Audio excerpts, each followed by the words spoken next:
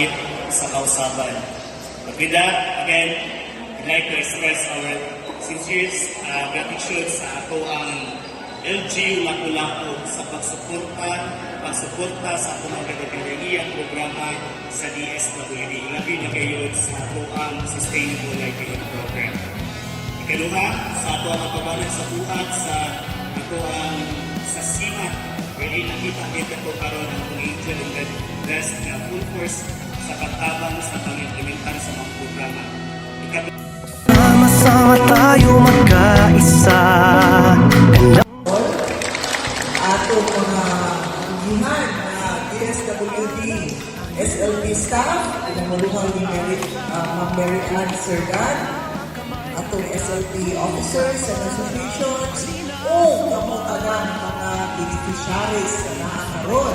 Mga harap, sabay tayong magsika. Ikaw ko tayong lahat, sabay. Together with Barangay Councilor Honorable Anisita Pakibo, Ibu Barangay Captain Honorable Rose Magasaol, sabay tayong magsika. Ikaw ko tayong lahat, sabay na umangat. Noon pa ito'y ating hinahangad, kaya tungo sa pangarap, halina't sumabay.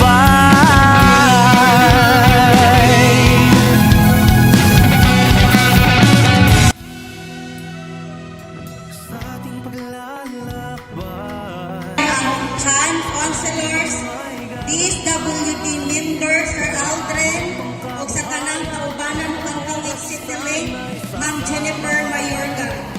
Ang grant na gihatag sa ganyan, once in a lifetime naman na, no?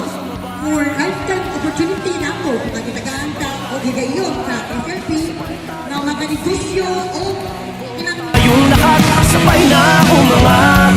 Noon pa ito'y ating hinahangad, kaya tungo sa pangarap, Nagpasalamat sa inyong pagsalig o partisipasyon sa Sustainable Livelihood Program in coordination with DSWD na tabang naman sa Manila, no?